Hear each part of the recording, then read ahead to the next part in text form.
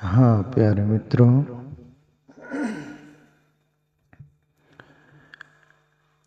भजन है संत दरिया साहब का।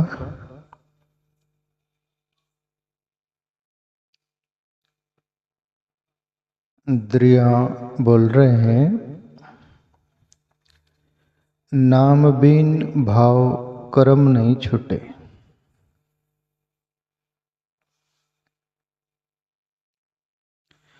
साध संग और राम भजन बिनु काल निरंतर लुटे।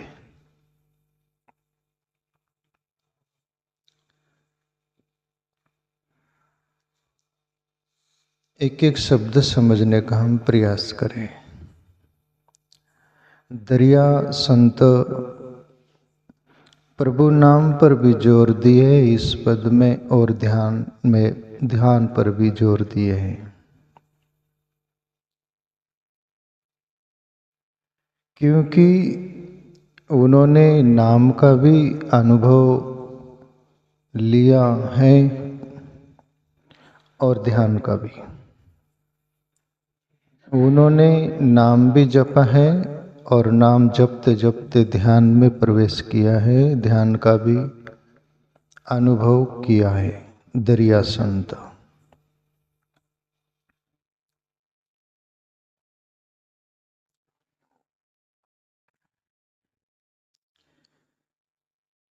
दरिया एक पंक्ति में बोले हैं कहीं,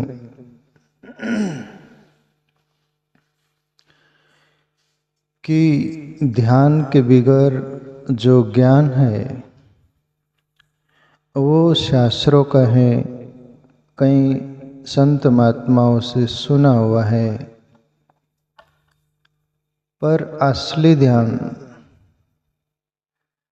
परतम ध्यान जो अनुभव करे, जहाँ से उपजे ज्ञान, दरिया बहुते करत है कतनी में गुजरान। दरिया संत बोल रहे, प्रथम ध्यान अनुभव करे जहाँ से उपजे ज्ञान, दरिया बहुते करत है कतनी में गुजरान। अभी इसका अर्थ बड़ा मर्म भरा है दरिया साहब का। दरिया साहब भी ब्रह्म ज्ञानी हुए कबीर की तरह, राजस्थान में। दादू दयाल के परंपरा में से ही वो थे। दादू दयाल संत ने ही बोला था कि मैं कुछ वर्ष बाद पुनः आऊंगा। कहते कि दादू दयाल का ही वो पुनरुक्ति थे, ऐसा मैं पढ़ा हूं, सुना। प्रथम ध्यान अनुभव करे, इसका अर्थ क्या कि जो ध्यान करेगा और उससे जो ज्ञान होगा, जहाँ से उपजे ज्ञान, वो ही सच्चा ज्ञान होगा, वो तुम्हारा निजी अनुभव होगा। ये ज्ञान होता है अप्रोक्ष, ये ज्ञान होता है परोक्ष। अप्रोक्ष ज्ञान का अर्थ क्या? निजी हमने ध्यान से परमात्मा का अनुभव किया, उसको अप्रोक्ष ज्ञान बोलते हैं। परोक्ष ज्ञान किसको बोलते हैं? जो शास्त्रों का सुना, संतों से सुना, कहीं से हमने लिया जीवन में, वो भी जरूरी है उस मंजिल तक पहुंचाने के लिए, वो सपोर्टर होते हैं। जैसे हम शास्त्र पढ़ते हैं, संतों को सुनते हैं, वो क्यों? हमें वो बल नहीं है, हमारे पैर में दमखम नहीं है हमारे जीवन में। इसलिए शास्त्रों में जो संत ऋषि मुनियों ने जो बोला, वो हम पढ़ते सुनते, संतों के मुँह से उनका अनुभव, तो हमें एक तरह की हिम्मत बनती है और धैर्य मजबूत होता है और हम चलने का प्रयास करते हैं। ये भी जरूरी है, पर वहीं यदि हम रुक गए तो वो परोक्ष ज्ञान होगा, अप्रोक्ष नहीं। और संत महापुरुष अप्रोक्ष ज्ञान को ही महत्वपूर्ण बताते हो, और महत्वपूर्ण है भी। उससे हमारे जीवन में कभी थिरकन नहीं आती, हम कभी नहीं भटक सकते, क्योंकि वो निजी अनुभव है। कबीर साहब जिसके लिए बोले, मैं कहता आँख न देखी, मैं कहता कान न सुनी। बोले इन आंखों से जो दिखता नहीं वो मैं बोल रहा हूँ, और ये कानों से जो सुनाई नहीं देता वो मैं बोल रहा हूँ, वो अंदर से अनुभव करके यही बात बोल रहे हैं। तो प्रथम ध्यान अनुभव करे, ध्यान से आंतरिक चेतना हमारी ऊर्ध्वगामी होती है सहस्त्रसार की तरफ, और फिर बहुत क्रियाएं अनुभव होते हुए परमात्मा का, आत्मा का जिसको बोलते हैं, और सहस्त्रसार से होकर ब्रह्म रंध्र से 10वां द्वार जो बोलते वहाँ से परमात्मा में ये चेतना रूपी आत्मा समा जाती है। फिर जन्म मरण का चक्कर मिट जाता है, वो हमारा निजी अनुभव। तो समझ रहे हैं ना आप, ये प्रोक्ष ज्ञान 12 शास्त्रों संतों का, और वो सुनकर पढ़कर अप्रोक्ष हमारे पर लौटा है, वो बहुत इंपॉर्टेंट ज्ञान। प्रथम ध्यान अनुभव करे, जहाँ से उपजे ज्ञान, और दरिया बहुत करत है कतनी में गुजरान। बोले कुछ लोग अधूरे ही रह जाते हैं, शास्त्र पढ़ लेते, संतों को सुन लेते, बार का ज्ञान इकट्ठा कर लेते हैं, और वो ही दोहराते हैं, रिपीटिशन करते रहते हैं, और अंदर का अनुभव नहीं करते। बोले वो माइनस पर ही रुक गए, प्लस नहीं हो पाया। तो प्यारे मित्रों, दरिया उसमें के ब्रह्म ज्ञानी पुरुष थे, जो नाम पर भी और ध्यान पर भी जोर देते हुए बोल रहे हैं। अपन सुने, नाम बिन भाव, नाम बिन भव कर्म नहीं छूटे।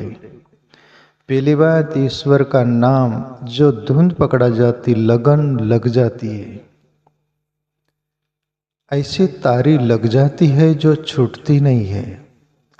उसमें पूरा जगत विस्मरण हो जाता है। सभी अंदर की तृष्णा, ये काम क्रोध लोभ मोह अहंकार का जो उसके पचड़े में जीव आत्मा जकड़ा हुआ रहता है, वो भी साइट हो जाते हैं। ऐसी धुंध पकड़ा जाती। बिल्कुल प्रैक्टिकली आप नामस्मरण, कोई भी नाम, गुरु मंत्र जिसको बोलते, गुरु ने दिया या न दिया, आप कहीं से भी आपके ही दिल से चुन कर वो जपते हो, कोई भी नाम हो, परमात्मा का ही नाम है, वो नामी भी है अनामी भी है, पर आपका भाव मेन है। भाव से परमात्मा का नामस्मरण करिए, चिंतन करिए प्यारे मित्रों। तो कभी ये दरिया साहब बोल रहे, नाम बिन भव कर्म नहीं छूटे। बोले बिना नाम का भव सागर रूपी ये जगत, उससे हम पार नहीं हो सकते हैं। दूसरी बात, कर्म नहीं छूटे। ये भव कर्म क्या होता है? हमारा जन्म जन्म का प्रारब्ध जिसको बोलते, वो सभी संस्कार रूपी कर्म हमारे अंतकरण में पड़े रहते, सूक्ष्म शरीर में मन के साथ, वो मिटते नहीं। नाम से ऐसी तारी लगकर ध्यान में उतर जाएगा व्यक्ति, और फिर ब्रह्मानंदे लागले टाली मग दयाला कौन संभाली, ये देह का भान नहीं रह जाएगा, और वो अनुभव में उतर जाएगा साधन। इसलिए नाम की रस्सी पकड़ लेना और ऊपर चढ़ जाना सहस्त्रसार तरफ ध्यान करते हुए। आगे बोले, दरिया साहब साध संग और राम भजन बिनु काल निरंतर लुटे। अभी यहाँ पर जोर देते हैं कि साध संगत और राम भजन बिनु। अब साधु की संगत होगी तो क्या होगा?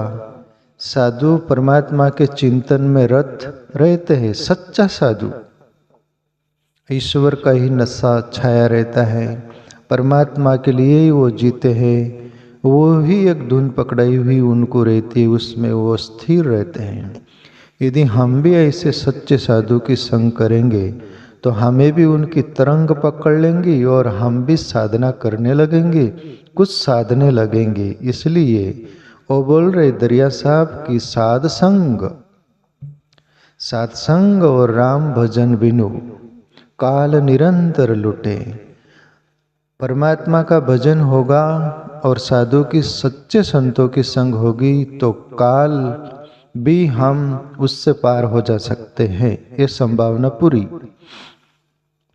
और जिंदगी में सच्चे संतों की संगत नहीं होगी और प्रभु का नाम स्मरण का वो नहीं होगा जीवन में, तो फिर काल जन्म जन्म से हमें लूट ही रहा है। कहाँ छोड़ा? छोड़ेगा नहीं, छोड़ने वाला नहीं। एक परमात्मा के अनुभव के बिगर काल के गर्त में हम पुनरुक्ति पढ़ते रहते हैं। जन्म होता है और मृत्यु होती है, शरीर बदला जाता है, पर परमात्मा का अनुभव हो जाएगा उस दिन हम ये काल से पार चले जाएंगे। दरिया साहब बड़ा इम्पोर्टेंट महत्वपूर्ण इशारा कर रहे हम सब के लिए। आगे बोलते हैं, प्यारे मित्रों, ईश्वरी एक थोड़ी सी बात याद आती स्वामी राम तीर्थ की। राम तीर्थ एक संत हुए, आप नाम पढ़े सुने होंगे। उनके साथ में एक उनका भगत शिष्य जैसा रहता था, पूर्ण दास करके नाम था उनका। स्वामी राम तीर्थ इतना इसलिए ही नाम गिर गया राम तीर्थ, वो तीर्थ ही हो गए थे जैसे। इतना राम नाम जपते थे वो। एक बार बीमार हुए, डॉक्टर को बुलाया गया, और डॉक्टर जो कान में डाल के वो जो करते हैं ना, तपासते ना, हाँ वो साधारण भाषा में डिग्री बोलते और कुछ बोलते ही उसको अलग से टेटेस्कोप, ओके, वो कान में डालकर ऐसा चेक करते हैं वो। और स्वामी राम तीर्थ की राम राम ही सुनाई देता वो डॉक्टर को, दूसरा कोई नहीं सुनाई देता। डॉक्टर हैरान हो गया, बोले कुछ नहीं समझ रहा, राम राम ही कान में आता है, बोले राम नाम के अलावा कुछ नहीं। तो स्वामी राम तीर्थ वो पूर्ण दास उनके पास रहते थे, तो सोए थे, पेशाब के लिए उठे होंगे, तो पेशाब को गए, वहाँ भी जैसे उठे वैसे ही राम राम सुनाई दे रहा है उनको। वो जो रूम कुटिया होंगे उसके चारों ओर भी फिरा है कि कौन राम राम जप रहा है, चारों ओर फिरा है तो राम राम ही सुनाई दे और कोई दिखाई नहीं दे। स्वामी राम तीर्थ के पास वो पूर्णदास आते, उनके कान मुंह के पास कान लगाते तो वहाँ से भी राम राम ही। तो उनको पता चला स्वामी राम तीर्थ के अंदर से ही राम राम वो प्रतिध्वनि निकल रही है। इतना उन्होंने नाम जपा तो राममय हो गए, नाममय हो गए। ऐसा दरिया साहब बोल रहे कि ऐसी राम नाम की परमात्मा कोई भी नाम हो उसकी लगन होनी चाहिए। आप यहाँ बोल मत करना कि केवल राम नाम पर ही बोल रहे, तुम्हारा कोई भी नाम हो सब उसका नाम है, ये ख्याल में रख लेना, उसके पीछे आपका मेन भाव रहेगा। हाँ, आगे दरिया साहब बोलते हैं, मल सेती जो मल को धोवे सो मल कैसे छूटे। दरिया साहब बोल रहे जैसे मल सेती जो मल को धोवे, जैसे तुम्हारा साबन होता है ना, वो तुम्हारा कपड़े पर मैल जो होगा उसको धो डालता है, हाथ पैर पर कहीं होगा मैल उसको धो डालता है। मल सेती जो मल को धोवे सो मल कैसे छूटे। बोले वो जो अंदर मन पर मैल पड़ा है, अंतकरण पर मैल पड़ा है, जन्म जन्म के वो संस्कार का मैल पड़ा है, उसको धोने का विकल्प क्या, उसको कैसे धोआ जाए, उसके लिए क्या रास्ता, पर है रास्ता। दरिया साहब बोलते हैं, प्रेम का साबन नाम का पानी दोय मिल ताता टूटे। बोले उसके लिए जैसे बाहर का साबन तुम्हारा मैल धोता है शरीर का कपड़े का, वैसा बोले वो मन पर और अंतकरण पर जन्म जन्म के वो संस्कार के महल पड़े ना, उसको धोना हो तो एक साबन, बोले क्या काय का, प्रेम का साबन। यदि जिंदगी में प्रेम होगा ना प्यारे मित्रों, आपका जीवन बहुत हरा भरा रहेगा। पूर्ण रहेगा जिंदगी में। आप हर किसी के प्रति प्रेम से भरे हुए रहोगे। परमात्मा के प्रति तो प्रेम से भरे रहोगे, पर हर जीव के प्रति, प्रकृति के प्रति आपके अंदर से प्रेम के फुहारा ही बहेंगे। तो जिंदगी में बोले प्रेम का साबन होना, और दूसरी बात बोले वो नाम का पानी और ईश्वर नाम का पानी होना। फिर क्या होगा? दो मिल ताता टूटे। प्रेम का साबन होगा और नाम का पानी होगा, फिर आपका ये सभी मैल साफ सुथरा हो जाएगा। यही एक विकल्प रास्ता है। और दरिया साहब आगे बोलते हैं, भेद अभेद भ्रम का भांडा चौड़े पड़ पड़ फूटे। गुरुमुख शब्द गहे उर अंतर सकल भ्रम से छूटे। अब ये भी समझने जैसी बात है। गुरु का जो शब्द होता है ना, गुरु मुख शब्द गहे उर अंतर, इसका अर्थ ये होता है कि गुरु सदगुरु जो होता है उसका शब्द सीधा अंतकरण में वार करना चाहिए, जाना चाहिए, पहुंचना चाहिए, तब जाकर घटना घटेगी, वरना घटना नहीं घट सकती। ये वही सही होगा। अभी जैसे वो दरिया साहब बोल रहे कि गुरुमुख शब्द गए उर अंतर सकल भ्रम से छूटे। भेद अभेद भ्रम का बांडा चौड़े पड़ पड़ फूटे। फिर ये जो अपने को भ्रम हुआ है ना, सब भ्रम का बांडा ही, जैसे बोलते ढोल कितनी बजती है सुंदर, पर ढोल को खोलो तो अंदर क्या है? पोल। ढोल बजती हुई दिखती पर अंदर पोल रहती है। ऐसा ही सब भ्रम का भांडा है। अपन तुम अपन सब मेरा मेरा मानते, ये मेरा परिवार, ये मेरा, वो मेरा, ये धन मेरा, ये खेत मेरा, ये घर मेरा, वो मित्र मेरा, वो मेरा, वो ये शरीर मेरा। ये भ्रम का भांडा, भेद अभेद। अब ये कैसा फूटेगा बोले? ये गुरुमुख शब्द गहुर अंतर, सदगुरु ने जो इशारा कर दिया, जो शब्द बोल दिए, सबद्री लागी सो जाने बोले। भरतरी बोला था ना गोरख को, गुरुदेव लग गई आप सबद्री, हृदय में बाण पहुंचा शब्द का, और वो अब मिटेगा नहीं। और घटना घट गई, भरतरी संत हो गया।